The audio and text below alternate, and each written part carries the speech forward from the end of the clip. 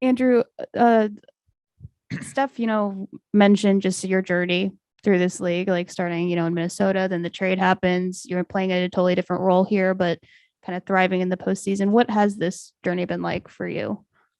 It's been a great one. Been ups, been downs. Now I'm here at the highest peak. In the finals. So it's been a good journey. It's been a long wait, and I'm excited to be here. Andrew, at that trade deadline, when did you hear that the Warriors were a possibility? I'm sure you heard something. Yeah. And were you? I mean, how eager were you? It's like, okay, let's make this happen. There was rumors.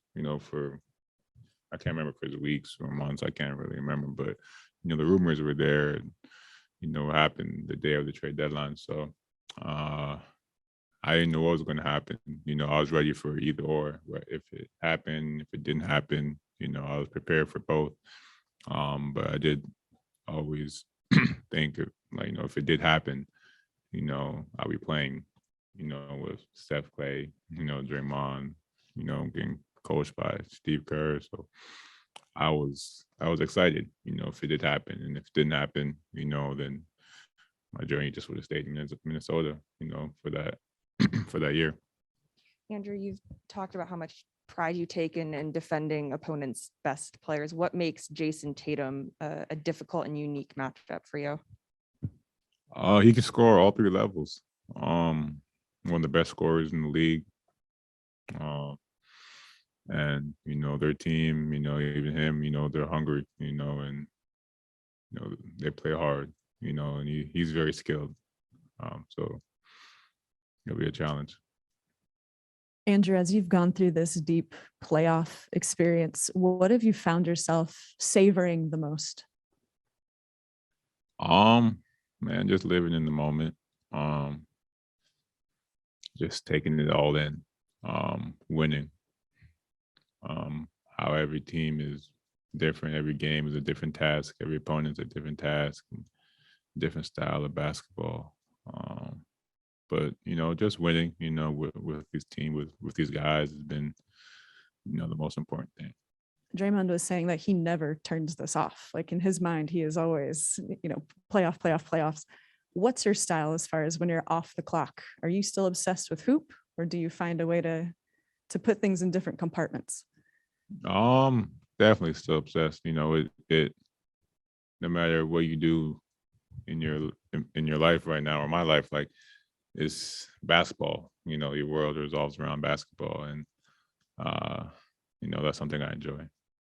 I'm curious. We talk a lot about, there are a lot of young guys on this team experiencing, the playoffs for the first time. And Jordan was saying, for the past 3 years, he's been asking Draymond and other players questions. But I'm curious for you. You are a veteran player, but you have experienced a lot of firsts this season. Do you ask a lot of questions too, or at a certain point, do questions kind of fade off and you just learn through going through it? I mean, if I don't know something, I'll ask. But I feel like I'm pretty, I'm easy flowing and kind of just learning as I'm going, experiencing it and taking it all in. Andrew, obviously it's a lifelong goal of yours to be in the NBA Finals, and you're almost here. How have you found it? Is it easy to sleep at night? Are you anxious? Are you ready to get to game one? Like, where are you at as far as excitement level a couple days out? I'm very excited. Every moment, I'm awake, I think about it. It's the highest level, and the whole world's gonna be watching. And we have a chance to do something very special here, so I'm excited. Andrew, I imagine you guys are already hard at work, studying the film on Boston. I know it's early in the week. What stood out to you so far? It's gonna be tough. They're a good team, really good team. Most importantly, they play both sides of the ball. They're good offensively and defensively, so it'll be tough. What are your just early thoughts on their bench units, like the Peyton Pritchards, those guys, Grant Williams? They got a lot of guys that help the team go. Could help the team in a lot of different ways. So we just gotta be ready. in Memphis series, you get Ja. Dallas, obviously, you get Luca. Kerr just said it. You're going to probably get Tatum or some version, but you likely. Do you even have to wait for that, or do you pretty much know I'm going to get that guy every single time? I know, what feels like it comes with it. I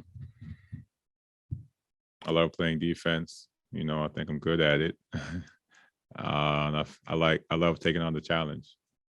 Tatum, Brown, they're the best offensive players on Boston. So it's something I look forward to. Those are really, really great players, skilled, can really score the ball. So I just love taking on the challenge. You say you love play. How much better are you defensively now than you were in Minnesota?